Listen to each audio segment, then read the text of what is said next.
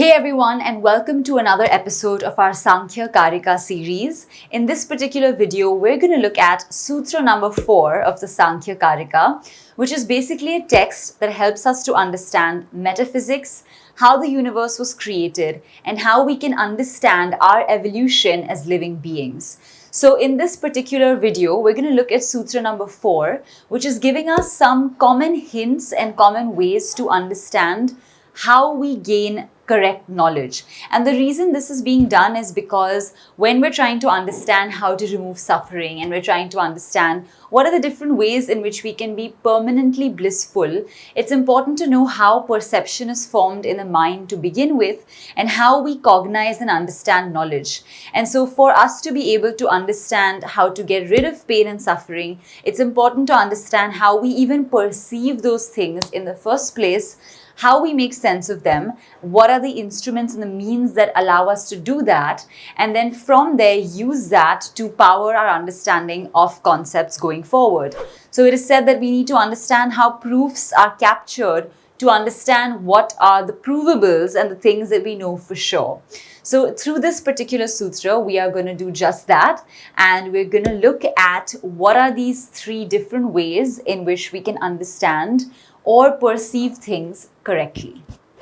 I also have to say that this particular sutra is very similar to one of the Yoga Sutras, the initial ones from chapter 1, which actually helps us to look at the ways in which pramana takes place or right knowledge takes place. And so in that sense, the sutra is almost identical or the same, but of course it has its minor differences and it's written differently with a different context in mind. So let's take a look at this particular sutra and start breaking it up word by word.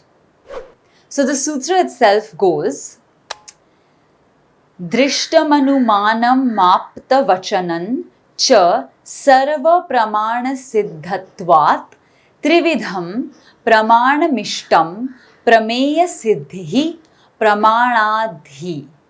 Okay, so we're going to pronounce that once again so we can understand it better. Drishtamanumānam māpta vachanan cha sarva pramana siddhatvat Trividham pramanamishtam prameya siddhi pramanadhi. Alright, so this is the sutra itself, which is 1.4 of the Sankhya Karika. Now let's look at each of the words and start seeing what it's trying to communicate to us.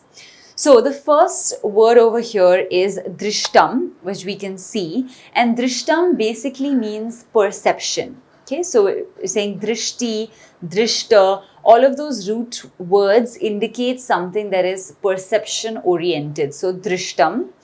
Then we come to anumanam. And anumana basically refers to inference, right? And this is a pretty common, in fact, Hindi word that we use when we say that, hum is cheez pe anuman laga rahe hain, or we're estimating something or guessing something. So that's anuman or inference. Then we have the word, the syllable here, which is basically cha, right? So you have that sound coming in. And the third category that they're describing here is apta vachanam, right? So over here, this is basically saying the statement of a trustworthy or reliable person. Vachan usually means like a promise or someone's word. So when we're saying apta vachanam, we're saying a trustworthy, reliable person's word. So usually like an expert or a very senior ancestor or elder person whom you would look up to and maybe take their word for something. It could also mean in a lot of cases that this is a very learned person that has had some realization in a meditative state that we are taking to be reliable testimony and using it as apta vachanam in this particular case. So that's the first couple of words. Then as we keep going forward, the next one is siddhatvat. So here they're basically saying that because of these particular 3, which we have here, all other proofs are also established and encapsulated within these. So they're almost like taking these 3 as your basic foundational pillars, and everything else is sort of just compounding on these, and they're taking this as the basis for everything else. So that's why the word here used is siddhatvat. Okay. As we go forward, the next word is trividham, and this is an interesting word because tri, of course, means three, like a trio, and in particular they're referring to the threefold combination that we just discussed, which is of course praman, and the different categories of this right knowledge which we're establishing is through inference, through right testimony, through proper perception, and those are the three categories which are being referred to as trividham, or the threefold over here. So now we're taking the word pramana, which is basically referring to proof once again. And then as we go forward, we have the next word, which is pramana ishtam, right? So pramana mishtam over here, which we're taking as, but basically here this means intended. So the word is over here intended. Then we're saying prameya siddhi, which basically means establishment of the things that are to be proved. All right, so that's how you're saying prameya siddhi, and you're kind of moving towards the end of this sutra. So all in all, we can see that the sutra is indicating to us all the different three foundational elements of right knowledge or praman, which we've taken as correct perception, inference, as well as reliable or trustworthy testimony. These are said to be the foundational blocks or pillars of proper cognition of something or proper perception. And once we have this proper perception, all other means of perception, according to the sutra, are just subcategories under any of these three. So these three are like the main headings, and any other form of perceiving an object would just fall under one of these three, according to this particular text's understanding of cognition and perception. So that's basically how we understand and look at this particular sutra. Now let's take a look at why this is important and what it means for us conceptually. So in this particular text, it was important to define these proper and correct ways of perception and of understanding something properly, because without doing this, it becomes quite difficult for us to understand how to be free of ambiguity, incorrect knowledge, or half understood concepts. So by giving us this trio of knowing how to properly perceive and cognize something, it's making it very easy for us now to know how to receive and perceive information properly. And this becomes important because when we are on the path of removing suffering, and as the first sutra indicated to us, suffering happens on so many layers. If we want to release and remove suffering, one of the first things that we need to do is have proper ability to gain and gather knowledge, and using that knowledge then to generally come out of the cycle of birth and death.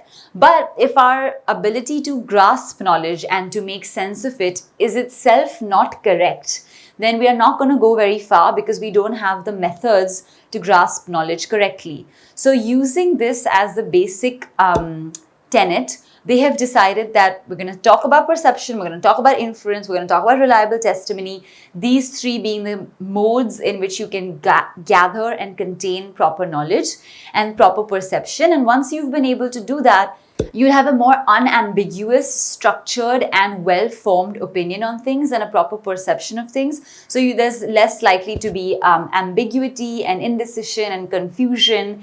And because you're able to grasp these things properly, you can then make well-informed decisions moving forward. And eventually you are able to form proper intellectual understandings of these concepts, which will help and harness your Sankhya understanding. And then eventually, if you combine yoga with Sankhya, it will also help your sadhana and yoga as well. So that's why they have considered it important to explain to us what are the ways of gathering proofs properly, so that once we have that, we know what we are trying to prove, we have the right knowledge or vidya, and then using that vidya to come out of the cycle of birth and death becomes easier and easier for us over time. So that's basically what this particular sutra is trying to help us to understand. And as you can see, it's just explaining different terms like praman, it's drishta, anuman, also vachan, which is basically reliable testimony. So these are the key concepts and the key things that you want to keep in mind from this particular sutra. And as always, this is simply a brief overview or an overall understanding of the sutra. We dive into these sutras much more deeply in our one-on-one philosophy classes and courses that we conduct, links to which are in the description. So if that's something that interests you and you're interested in going deeper, then we would love to be in touch and see you in a future class, hopefully.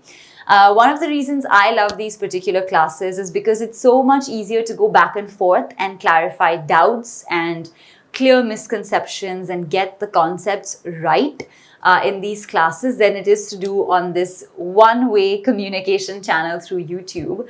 So I really enjoy teaching and being with you in these one-on-one classes. So if that is something that you're looking forward to learning, then please do get in touch with us, and we would absolutely love to teach you and to be in touch with you. So I look forward to seeing you in the next video for Sutra number 5.